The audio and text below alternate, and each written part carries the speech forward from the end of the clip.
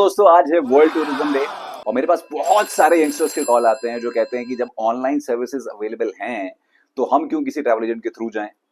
तो चलिए समझते हैं कि क्या सही में ट्रैवल एजेंट आपकी हेल्प कर पाते हैं कॉस्ट इफेक्टिवली और आपके ट्रिप को एक अच्छा एक्सपीरियंस दे पाते हैं, या फिर खुद से ऑनलाइन अगर हम बुक करें तो हमें अच्छा एक्सपीरियंस मिलता है और अपने पैसे भी बचा पाते हैं। तो एक एग्जांपल लेते हैं मनाली का। रामू और शामू दोनों दोस्त प्लान करते हैं कि मनाली जाते हैं अपनी वाइफ के साथ घूमने के लिए।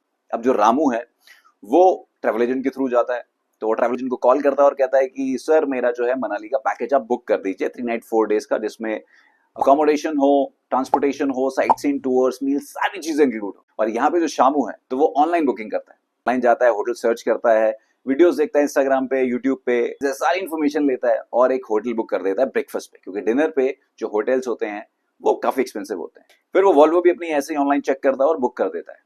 अब जो लोकल ट्रांसपोर्टेशन होती है वहां पे वो सोचता है कि वो खुद ही वहां जाकर के मैनेज कर लेगा। जो रामू होता है जिस दिन उसका वॉल्वो पकड़ना होती है रामू को, तो जो उसका ट्रैवल एजेंट है उसको बताता है कि भाई यहाँ से जो है आप अपनी वॉल्वो ले लेना सर, मैं कोऑर्डिनेट करूंगा, बस में आपको बैठा दूंगा।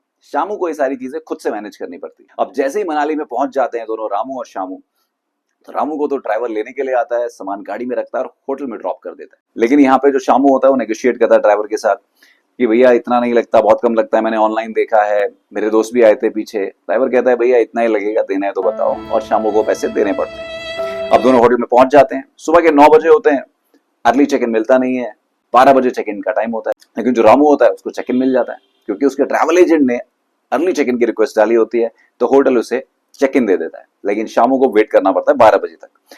अब जो रामू है वो आराम से रेस्ट करने के बाद सिटी टूर के लिए निकल जाता है। शामू फिर थोड़ा थका हुआ होता है, बाहर जाता है, गाड़ी फिर से ढूंढता है, चेक करता है कि भाई कितने में आप हमें शहर घुमाओगे, कितने में आप हमें मनाली घुमाओगे। अगले दिन सोलांग वैली 3 दिन का पैकेज पूरा बुक कर लेता है। जितनी देर में पूरा रामू घूम करके आता है उतने में सिर्फ शामू 1-2 जगह ही देख पाता है मनाली में। शाम को जैसे रामू आता है तो होटल में डिनर लगा होता है, बुफे डिनर लगा होता है, 10-12 आइटम्स होती हैं, आराम से अपना डिनर एंजॉय करता है। लेकिन जो शामू होता है उसे बाहर जाना पड़ता है रेस्टोरेंट में, क्योंकि उसको थोड़ा एक्सपेंसिव पड़ता है।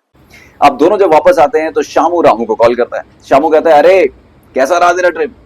यार मेरे को तो बहुत मजा आया भाई, और मैंने ऑनलाइन बुकिंग करके बहुत सही किया, मैंने बहुत पैसे बचाए, मेरा टोटल खर्चा सिर्फ 24,000 का आया। रामू कहता है अरे यार तूने तो बहुत खर्चा कर दिया, मेरे ट्रैवल एजेंट ने तो सिर्फ मुझे 15,000 का पैकेज दिया है। तो शामू शॉक हो जाता है, ऐसा कैसे हो सकता है, क्योंकि होटल का रेट अगर 100 रुपए का है और वो ऑनलाइन 90 रुपए का है, तो ट्रैवल एजेंट को वही रेट 70 रुपए का मिलता है। क्योंकि इंडिया में 1.5 लाख से भी ज्यादा एजेंट है और होटल की 80% इन्वेंट्री जो होती है वो ट्रैवल एजेंट सेल आउट करता है। सबसे बेस्ट पार्ट प्राइस के अलावा जो होता है वो होता है आपके ट्रैवल एजेंट ने हर जगह आपके ट्रैवल को स्मूथ बनाने के लिए सारी सुविधाएं कर रखी होती हैं। तो अब आपको डिसाइड करना है कि आप ऑनलाइन जाना चाहते हैं या फिर किसी ट्रैवल एजेंट के थ्रू।